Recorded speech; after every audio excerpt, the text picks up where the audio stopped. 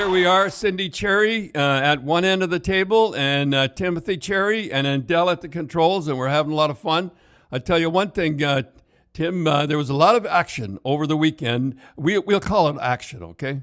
Yep. No, it was funny. We were just watching that Toronto-Ottawa game on the weekend compared to the Calgary-Edmonton game. It looked like an alumni game, the Toronto-Edmonton or Toronto-Ottawa, but. Boy, the Battle of Alberta and both games this week didn't disappoint. Well, I'll tell you one thing. Let's go over the games over the weekend. Yeah, we'll talk about those guys. Yeah, I'll talk about those guys later. Canucks, they won 4-3. Markstrom, the goaltender for Vancouver, is fantastic. I mean, he really is. I mean, they were outshot 17-5 in the third period. Quint Hughes, +3, got 3. I mean, this guy's pretty good. And then we have the Jets. Hallebuck made 38 saves, and Leaf Spezza. You know, I didn't know Spezza. He's got 10 goals. I think he's got 10 goals, and he only plays 10 minutes, and he had 6 shots. And I mean, he led both teams in shots. He only played 10 minutes. You know what? It reminded me last night. He scored a nice goal. He walked down and just hammered the puck past the goalie. They said the shot was 145 kilometers an hour, so that's like, 80 miles an hour. Remember, we had him with the Mississauga Ice Dogs. Yeah, you're right. And I know what you're going to say. He get over the blue line, he looked to pass. And then remember what happened? Yeah, and then I said, I'm going down and shoot the puck in a night. You went down and you gave him heck. You said, look, you had such a good shot back then. You said, go down and shoot the puck. So we were playing Kingston. And the goalie, I forget the name of the goalie he was playing against, but he was an NHL goalie. And you could see Jason was mad. Like he just had that look on his face. And right off the face-off, he gets the puck. And he steps over the blue line. And he let a shot go. It hit the goalie's glove. Took the goalie's glove off. Knocked him back in the net. And he didn't even celebrate. He skated right to the bench. He was mad. He was mad. It's the only time I've ever seen a guy get a goal when he's mad. You know what my memory of Jason Spezza is with the Mississauga Ice Dogs. I worked for them too, and I was doing a hockey card. So I thought, Jason Spezza's rookie card's got it. You know, we got to do it right for junior A club. So you know how you ask the questions, your favorite car and this and that. So one of the questions I had was, what's your pet peeve? You know, what's your pet peeve? So all the guys did it, and it's blank.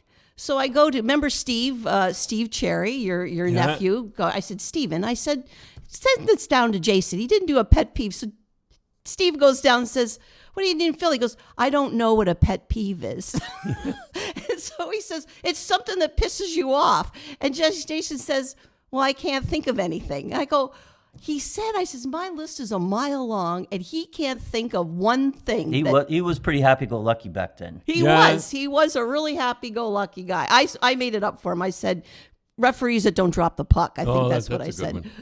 I remember one of the last games I coached. I was trying to teach him on the face-offs, and I was telling him, I looked and he was shooting the puck off the wall. I mean, he was a happy-go-lucky guy. But I tell you one thing: he's with Toronto. He's serious. He knows this is his. He played a lot last night. Like he played like he was their best player. He was their best player. He led them in shots. And but the thing that gets me is Matthews a couple of years ago was terrible on draws, and I think he was 10-4 last night. Montreal, Jeff Petrie. I mean, this guy doesn't get the credit. He's +3, and 4 assists last night. And Buffalo. I can't figure out Buffalo. Buffalo are 5-1-0 in the afternoons. They should play. They should play all their games in the afternoon. Boy, I heard a rant. I was listening to the Buffalo station. A guy went on, and they didn't interrupt him. And he was a sportscaster. He went on for 20 minutes. What a rant it was! If the players ever heard that, it would be so discouraging. But he went on and on. But Buffalo, if they could play in the afternoon, they'd be great.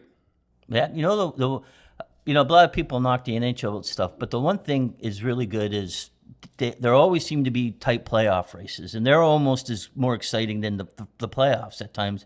And you look at the West, it's from first to like fifth is 4 points. Well, that's what they've worked on. They want the league, they call it, what do they call it? I forget what they call it. What do they call it when they're even? Everybody's even? About parity. Oh, yeah, they want a parity, yeah.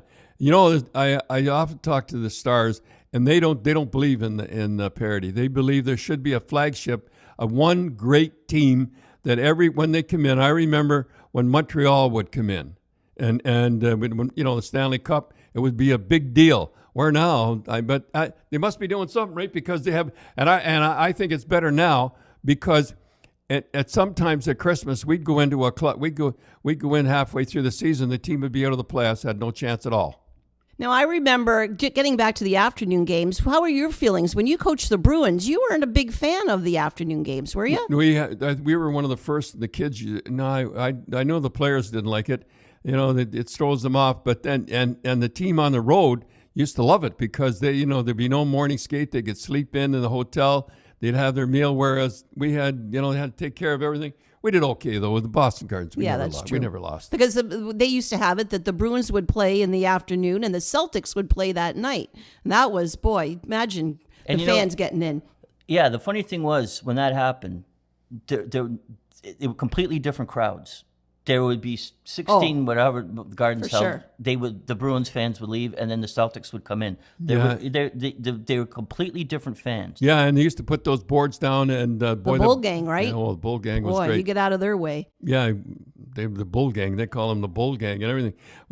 Getting back to the fighting and that, I know that, and I listened to a guy on the air yesterday. And he doesn't believe in the fighting. Yeah, okay, I go along with the. You don't have about 4 or 5 guys jumping on the boards, and all right, people would love it, but I really didn't like the bench clearing brawls. I really didn't like it. A lot of guys get hurt and those things. But let me just tell you how I felt about it with the Boston Bruins. We got 2 guys from New York. One was Jean Rattel, great scorer and everything, but he had a bad back. His back was so bad that he was a semi-pro golfer. He had to stop golfing. We had to have a board put on it. But the word was out, don't touch Rattel. If you touch him, we would forfeit a game to make sure you never did it again. And the same thing was with Park. Park used to lead the New York Rangers. Brad Park was a superstar. Behind Bobby, used to be the second defenseman behind Bobby Orr. So and guys could get him like pests. Remember that guy for Detroit? I forget his name. Dennis something. Dennis Polanic. Boy, he got it from Wilf Paymont. Remember that? Yep. he fooled with the wrong guy. He fooled the wrong guy, Wilf Paymont. So anyhow, I remember he cut him. And, he hit him with the stick. And Paymont was. Boy, he had those funny eyes. I remember a story. I digress here, but I have to. We got a guy, great big Irish guy, and he had a beard on, and he kept telling me what he's going to do to Paymont. He played with Paymont in Colorado, and Paymont didn't like him, and he didn't like Paymont. And I thought, this guy sounds pretty tough. So we played him. I kept putting him on against Paymont. Never did a thing. But just the thing with Wolf, you were always saying that there are guys in the league that you just didn't fool around with. And like Schmatz, Bobby Schmatz was one. Bobby Schmatz was Wolf Paymont was another one. Yeah, because they used their stick, and they used anything. And I remember this guy had a big beard, and he didn't touch Paymont at all. Didn't even look sideways at him. So he said, Don, I know you don't like beards. He said, I'll shave it off. As it's in the shower. As I walked by, I said, no, I'll leave it on. Leave it on, because you're not going to stay long. So what was it? Oh, yeah, Brad Park. So Brad Park, they had Brad Park off all the time because he would be fighting guys that never ever played, but he'd be fighting. So finally I had a meeting, and I said, if you fight again, I'm going to put it in the league that you're fined and the whole deal. And he read deep in his heart, he did not want to fight. I know he didn't, but he'd stick up for himself and everything. He says, yeah, but what happens if a guy spears me? I said, don't worry, we'll have a guy there. Well, and we did.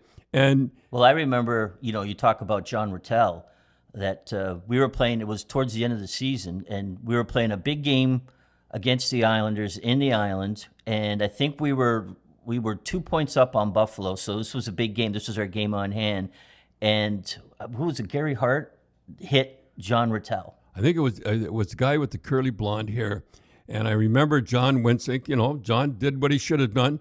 He grabbed this guy and nailed him up against the boards with about, I forget how many go. And all the players wondered, what is he, nuts? This is for first place. The game was tied at the time. Tied at the time. And I remember Now I have to stick up for John because I almost fainted too. I couldn't believe he got a penalty for, there's time to do it, time not to do it. And come on, it's okay. Don't touch our ratty. I don't care. And I'm losing. And I called the penalty killers over, and I said, look, if you ever kill a penalty, this is the penalty to kill. And they did. And they did. And guess who got the winning goal? And a backhand from in front of the net was Jean Rattel. So we had, just to go on with those two guys, the only reason that New York traded them was he had a bad back. And I remember the cartoon was in the paper. It had Harry Sinnen, who made the trade. Great trade for Harry Sinnen. It had a guy with a broken leg because Park was supposed to have a broken leg. Well, he's too heavy to start with. You know what they call him? The Pillsbury boy. So Park did not fight again after that. We had a guy right there, and the word was out in Rattel. So what I'm trying to say is, take a look at all the stars right now. Take a look at McDavid. He's always hurt. I mean, I hate to say it, but he's hurt every year. Take a look at Crosby. Crosby's hurt every year. Remember a few years ago, they never had anybody to protect Lemieux. He was always hurt all the time. I remember Kasparaitis, Darren Kasparaitis, a little Russian, slapped him in the face when he was down. And Lemieux used to be reduced to, as I say, as diving. And because nobody was there to protect him. Now, let's jump ahead to Gretzky. Now, we'll go on with Gretzky. The reason Gretzky was never hurt, I remember Billy McCreary hit him at the blue line, and by accident, Gretzky got a little careless. And McCreary never, ever got back on the ice again in the National Hockey League to save his life. Anyhow, it was Billy McCreary. I remember, and I was doing the color of that game. I remember Gretzky was on the bench calling, Sammy, and he was talking about Semenko. So the reason was you never touched Gretzky. Well, I remember in Colorado, your year in Colorado was their first year in the league, and Ron DeLorme just kind of accidentally bumped into him. They were looking the other way, and they bumped into each other, and they were actually coming on the bench after him. And he turned to me and he says, Grapes, I didn't mean to hit him. I didn't mean it. Not that Ronnie DeLorme was afraid or anything. So what I'm saying is he set all those records. He was never hurt because of two guys, Marty McSorley and David Semenko. And that's what I try to say is it should have, I'm not going in the instigator rule again, but you got to tell us about the instigator, Tim. When they were bringing the instigator rule in, they were trying to justify it because there was people like yourself and other people were saying how bad it was. And their philosophy was, they said, well, first of all, the game's getting too big and that there's too many fights, and the little guys can't play anymore in the league, and that and they were the most ridiculous thing was that there was that the fighters were going after the stars, and that they were saying that if they got instigator rule in and they had less fights, they had two things they said were going to happen. First, they said there was going to be more goals, and then they said the fans were going to enjoy it more, which okay, that's ridiculous, but. If you look at the year that Gretzky set the record with 212 points, that was 81-82. There was 1,300 majors in that year, as compared to last year, there was like 400 and some, just over 400. But that year that when they had the 1,300 majors, there was 100 players that had 13 players that had over 100 points, and then last year there was 6. There was 10 players that got 50 goals. Last year, there was 2. There was 40 players, or 22 players that had 40 or more goals. Last year, there was 13. Dave Howardchuk, who's, he was a rookie, he was 18, set a record for 103 points. So obviously, the goals were up. Even with the 1,300 majors that were going on, the goals were up, and that's with 2 less games and seven less teams in the league. The ridiculous thing was they were saying that the small players couldn't play, and you had Dennis Marouk, Denny Savard, Marcel Dion, and Dino Ciccarelli, who were all small guys, were in the top 10 in scoring. So it was just, you just sit back and you say, what were they thinking about? Well, this is, Dad, what you always talk about is the culture of hockey, right? There's a culture of hockey that some people know the ins and the outs of it. Calgary and Edmonton sure live up to it. I'll tell you that. It was funny. You're right, Cindy, that it was really funny that they were really pumping the game in Calgary, and Edmonton at Friday night, and they showed the game of Tampa and LA. Yeah. It was on a writer for Barstool, who is like, they were one of the leading internet guys on writing, and he went insane on the National Hockey League, saying how they have no idea how to promote the league, they have no idea what the fans want, and this guy's a hardcore hockey fan, and there's a lot of hardcore hockey fans in the U.S. And remember, it was the Battle of Alberta, it was Turtlegate, they were just pumping it, and so this guy, he lives in the States. And he was sit down ready to watch the game, and it was on NBC Sports. And he says the irony was it was called Wednesday Night Rivals. So he's sitting there thinking, "This is boy, I can't wait."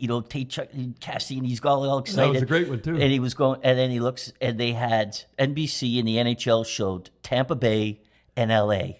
He said, first of all, they play each other once every 3 years, and really, who cares? Who cares, right? And he goes, so I'm sitting there, and he says, I'm trying to go on the internet to find out what's going on. I see Cassie, I see they're fighting. He said, I was so mad. And he goes, it just shows, he says, that the NHL doesn't listen to what the fans want. Tim, they listen to the people that are in the media who wouldn't go to the games if they had to pay. They listen to the people that don't like hockey, and they listen to the people that wouldn't watch hockey. They should always, and there's a lot of organizations around that should listen to the people that buy the beer and watch the games. But those people, all you have to do, people in Edmonton, you think they don't know hockey? You think the people in Calgary don't know hockey? They've been watching it since they were a kid.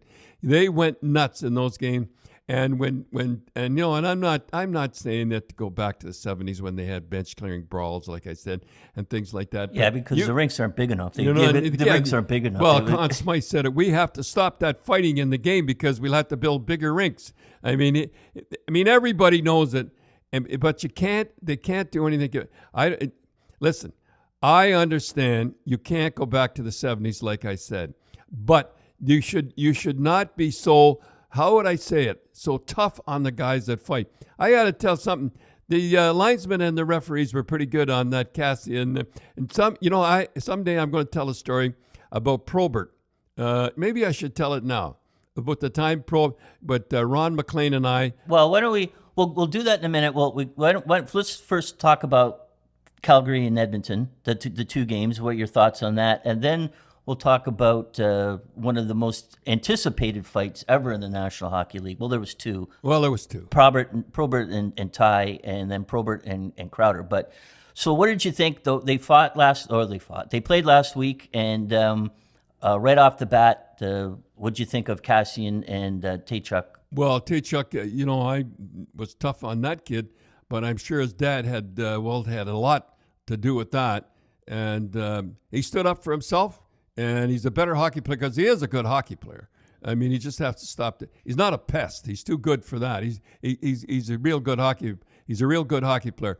But here's the funniest thing that I cannot understand is they have a great crowd in Edmonton, and they've only got 13 wins, and they have 14 on the road, which is, it doesn't make any sense. And Calgary is the same thing. A great fans at home, and they've only got 13 wins at home and 14 on the road. Why they play better on the road than they do at home is a tough one. Right. So, Dad, you were saying, like, right off the bat, Cassian said that Tkachuk wanted to fight right away, but you have a reason why you think he made him wait a little bit. Well, what happened was that Tkachuk wanted to get it over with, and he was ready.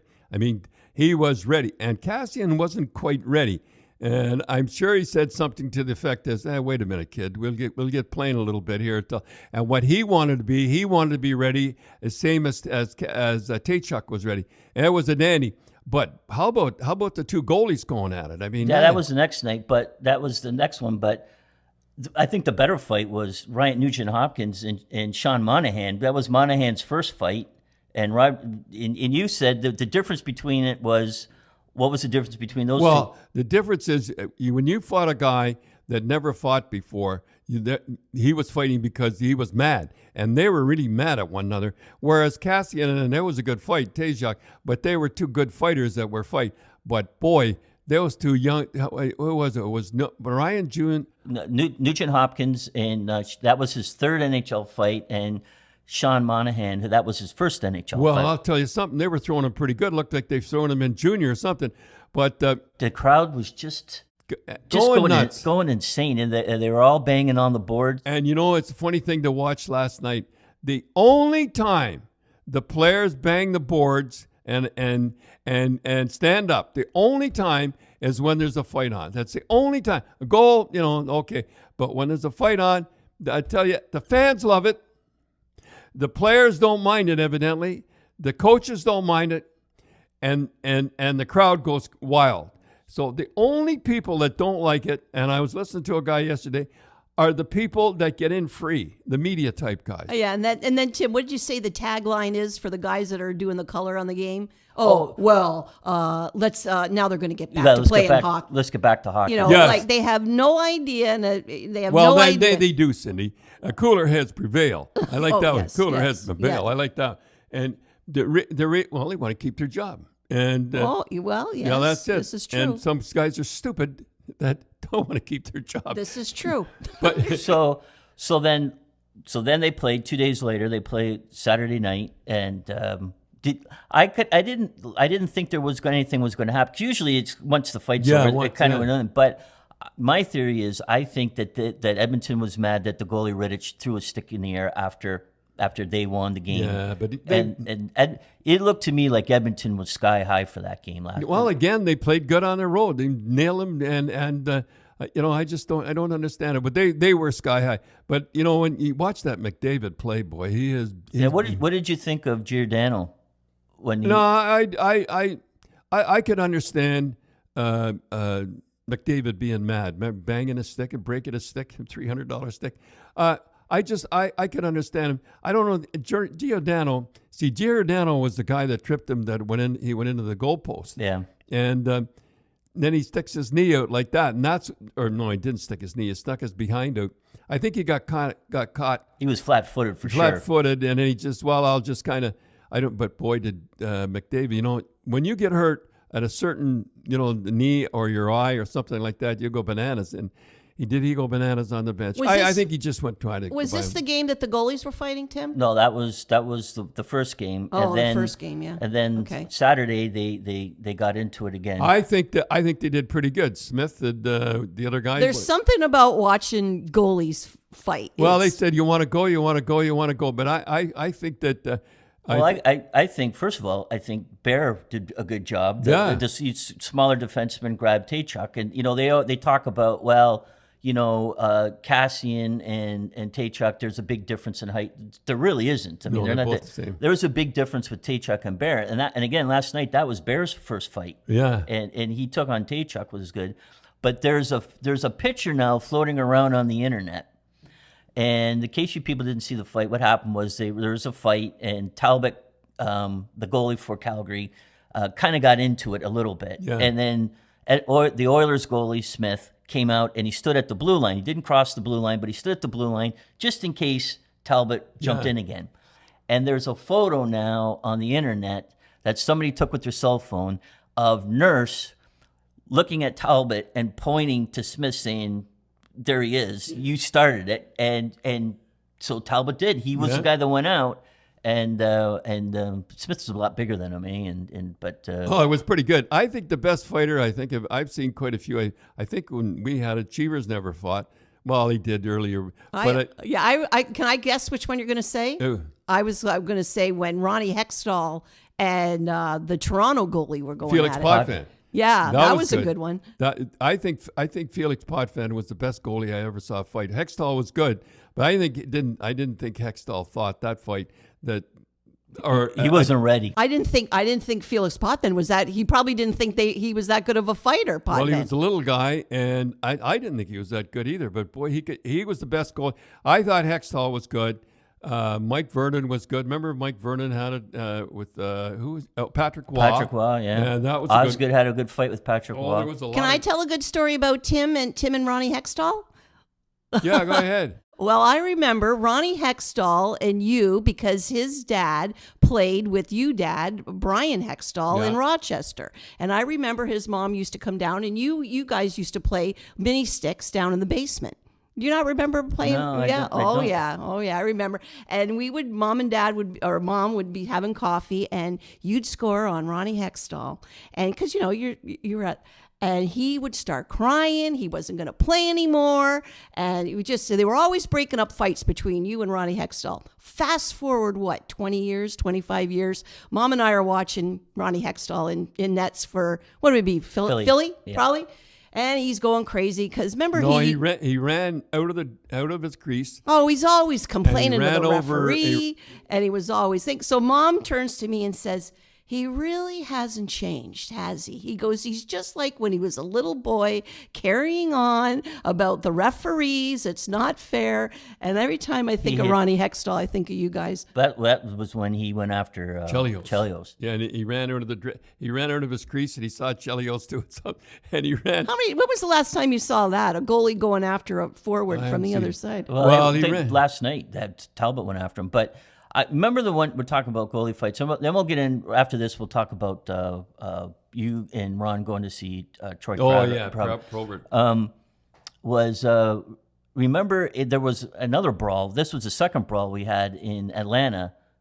Gilly Gilbert and Bouchard. Bouchard. Dan Bouchard. I don't know what happened, but boy, I remember they both had long hair. Well, I think they were both backups at the time, and they were both mad that they weren't playing, and I couldn't believe, the violence of it was unbelievable.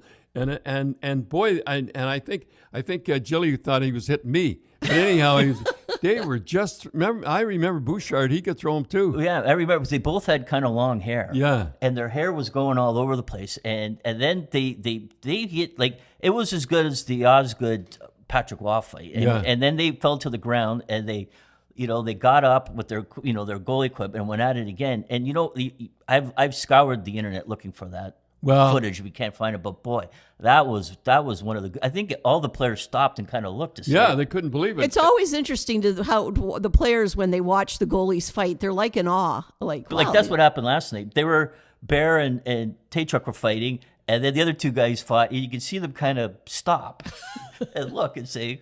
It doesn't happen too often. But the best, and I have to say that I've seen over the years, the best goalie that I've seen fighting, like I said, is Felix Potvin, and the little guy, and the little smallest guy.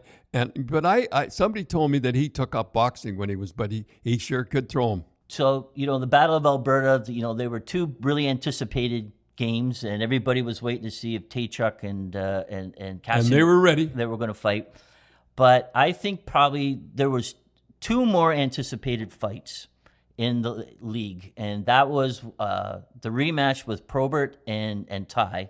But the one we'll talk about was... Well, first of all, let me just say about Ty, and the reason that I've only seen Probert really ticked off. Usually his fight, he was pretty impassive in a fight, and he was ticked off twice. And Ty let on that he had the heavyweight champion of the NHL. He fought in New York, Bob, and he probably got the better of him. He did. He won that fight. Now Probert, I know, is just and then a rematch. But anyhow, when Ty went to the box, he went like the he heavyweight. had the heavyweight. I think Messier told him to don't do that stuff anymore, and he didn't. But I remember Troy Crowder. I was sitting. Well, we'll listen. Jump ahead. No, we'll listen to Bob. We had him on the Grapevine show. So we had Bob Probert on the Grapevine show, and I have to say this: that he was nervous too. Oh, and he was shy. He's pretty shy. Anyway. He's a shy guy, and we remember he had a bad hair day. Yeah, that's what you said to him. What'd you say to him? Say, Bob, what's the hair? What's with the hair? He says, yeah, I'm having a bad hair day. It was like, and then go ahead. So.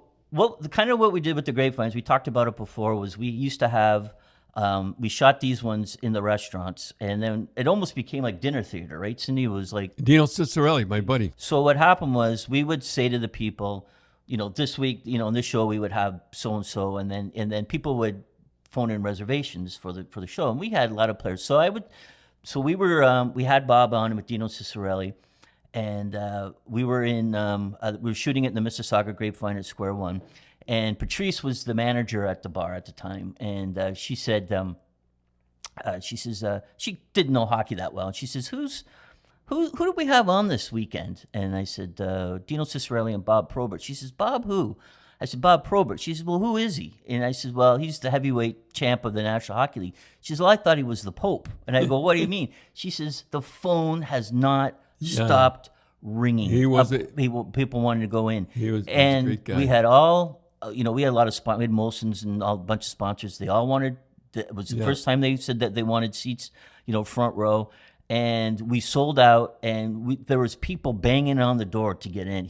I think of all the players who were like playing at the time when we interviewed him, he was by far the most popular. We had people drove up from Detroit to see him. And it's a funny thing. It's the same thing that would happen with Probert.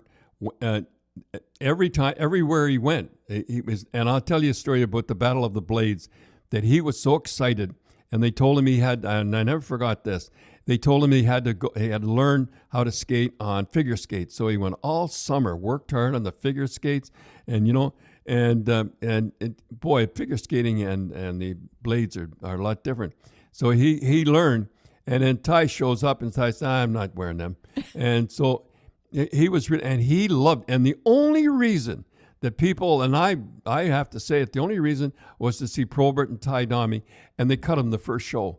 Yeah. They cut him the first. The Battle of the Blades. Battle of the Blades. He was the first to go home, and you're thinking, there again, marketability. You think they would have kept, to see Probert and Ty. Well, they did. They fooled around.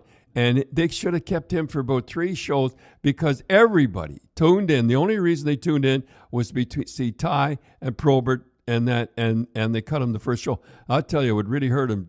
Danielle, his wife, told me that it broke his heart that he was out, because he was a great guy, and everybody told me he was a great guy, that he used to go out and get the pizza and stuff like that. They loved him. Yeah. Now, a lot of people don't remember with the Battle of Blades. You were a judge on that. How did you feel about judging those guys? I didn't. I said I'd never go back again. I said, what am I judge. doing here? Yeah, when I'm judging, I had no idea. But Battle, we're getting off of.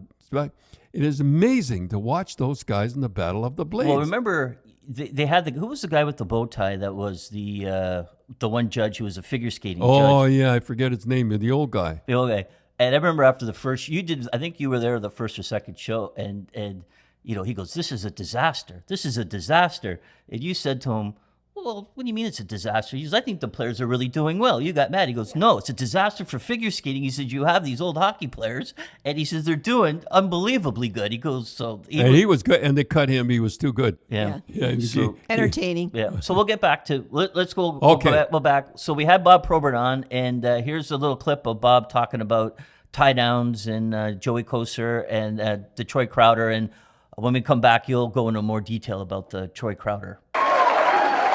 Tonight in the Grapevine, we got Dino Cicerelli, the Detroit Red Wings. But first of all, let's introduce the heavyweight champion of the NHL, Bobby Probert.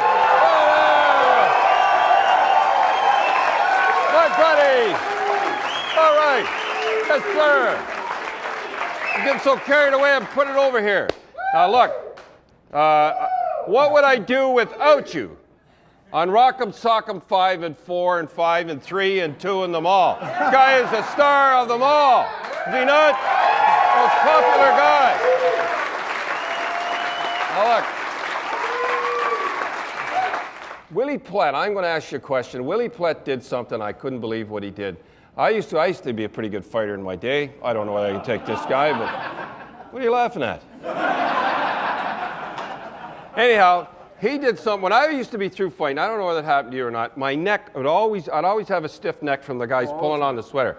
I mean, I'd be walking around like this all the time. But Willie Plett, I saw him in a fight one time. He cut the back of his sweater, and he just went down about that far, stitched it up. When you pull it, give away. Do you ever think, you don't even tie yours down? Well, I used to, but then for a while there, I tried it the other way, and it seemed to work, so I just kept on. How come no tie downs? I mean, I don't understand that. Just forgot. You just forget all the time. Tell you. Yeah, I tell you, he doesn't need them, I guess. Now, Joey Kocur, the Bruise Brothers, his hands are really bad. How come your hands are all right? How come you don't hurt your hands? I've been lucky. Joey had a bad experience in the minors his first year, and he hit somebody in the tooth, and it was infected, and he almost lost his arm. So they had to operate, and he's got a big scar on it now. Boy, I'll tell you, a lot of guys, when they hit, they just want to hit the guy. When Oh, Joey he wants to hits, hit, yeah. Joey wants to put it out the back of your head. That's the only problem with him. But anyhow, let me ask you one last question before we get to Dino. Do you find it tough? Every city you go in, there's a young gunfighter, and if he ever beats Probert, you know, it's a feather in his cap. Is it tough? Well, it's happened a lot in the past, and yeah, you know, it gets old, but it's still a job for me, and you know, I gotta stand up for my reputation, I guess. I got a story to tell you. When we do our show, I'm gonna tell you a story. This is a true story. I was in New Jersey. I think it was New Jersey or the island. I forget who was there. Troy Crowder was there. It was 2 years before he had his fight with you, right? So I'm sitting there watching the morning skate. He was in the playoffs, and he come up and he says, "You know, I'm as tough as Probert." I said, "Sure you are, kid." And he said, "Someday I'll prove it." He still hasn't proved it, but that's it. That's the way it is. 2 years before I met him, they were talking about he could hardly wait to play him, and must be tough. Okay, Dad. So, you know, we're kind of running a little bit long. So what we'll do is, we'll talk about This is marketing. what they do on television and radio. This is called a cliffhanger. Oh, is that what they call it? Yes. We'll on the Thursday show, we'll talk about the Bob Probert, Troy Crowder fights. And how it came about. How it came about. And you and Ron went down to see the rematch. And then we'll talk about a movie that you saw. I love the movie too. 1917, boy, if you haven't seen it, we'll talk about that Thursday too. Okay, so that's Thursday, and we'll see you Thursday.